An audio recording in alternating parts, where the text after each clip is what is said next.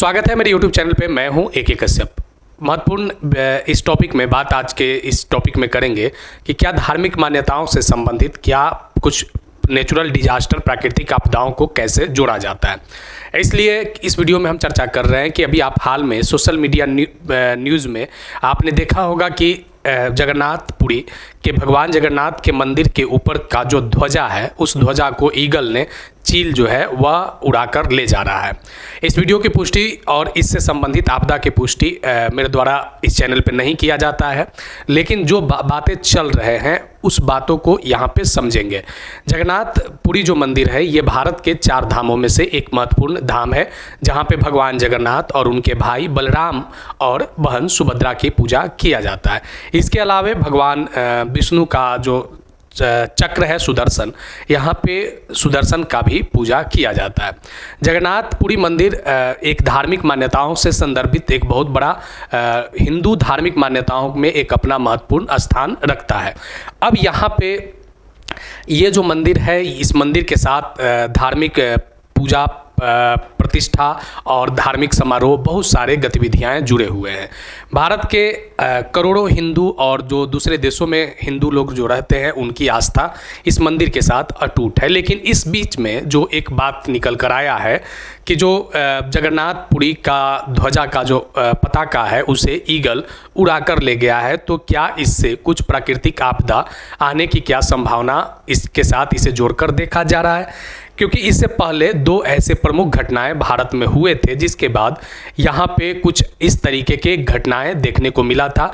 2020 में जगन्नाथपुरी के मंदिर के ऊपरी शिखा पर थंडर स्टॉर्म आने के मंदिर के ध्वज में आग लग गई थी और यही 2020 का वह साल रहा था जब कोरोना पेंडेमिक से, कोरोना महामारी से भारत जूझ रहा था। बाद में के वर्षों में 2022 को इस मंदिर के साथ धार्मिक मान्यताओं को जोड़ा गया और ये धार्मिक मान्यता 2022 में रहा कि जगन्नाथपुरी मंदिर के दीवारों में दरार आ गया और ये दरार इस को सरकार, यानी जो उस समय के तत्कालिक नवीन पटनायक जो मुख्यमंत्री थे, उनके सरकार के साथ जोड़ा गया। 2022 में ही नवीन पटनायक को अपनी मुख्यमंत्री पद से कुर्सी गंवानी पड़ी थी, जो एक लगभग बहुत वर्षों के बाद, लगभग 4 दशकों के बाद उन्हें इस पद से हटना पड़ा था।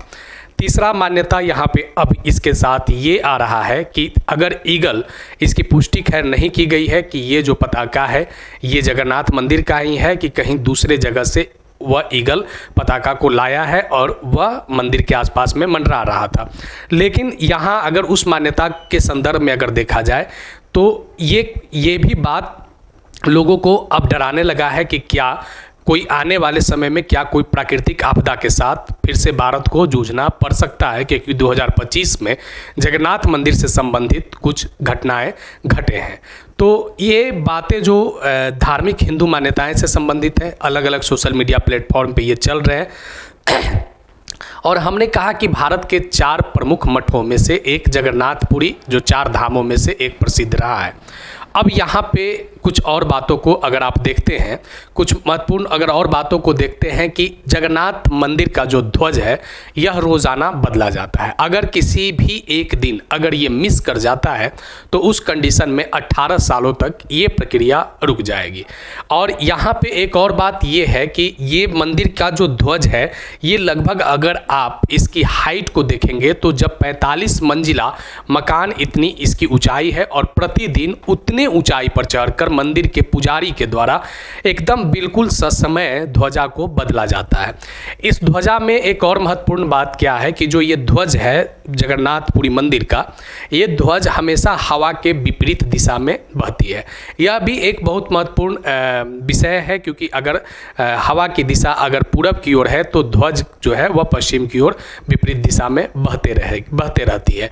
अब यहाँ पे जो मंदिर के ऊपर पे एक शिखा पे एक भगवान विष्णु का सुदर्शन चक्र लगा हुआ है और इसका वजन लगभग जो बताया जाता है कि 1000 किलो है, यानी 1 टन से भी अधिक।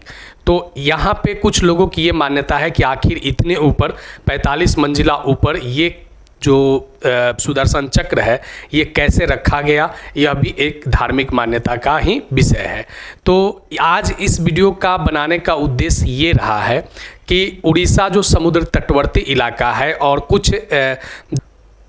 कुछ लोगों को ये मान्यताएं जो अलग अलग प्लेटफॉर्म पे इस ध्वज के ईगल के द्वारा, चील के द्वारा ले जाने और उड़ाने को लेकर कुछ जो प्राकृतिक आपदा से जो जोड़ा जा रहा है, तो क्या आने वाले समय में क्या उड़ीसा और उसके निकटवर्ती जो समुद्र तटीय इलाका है, क्या कुछ प्राकृतिक आपदाओं के साथ क्या जूझना पड़ सकता है? क्योंकि पूर्व में इससे पूर्व में होने वाला 2 महत्वपूर्ण घटनाएं इस याद को ताज़ा कर देता है।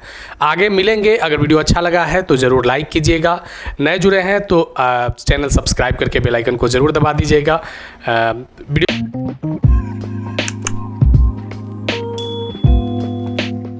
देंगे, सुझाव होगा तो आप कमेंट में लिखिएगा। मिलेंगे आगे नेक्स्ट वीडियो नेक्स्ट टॉपिक में। धन्यवाद।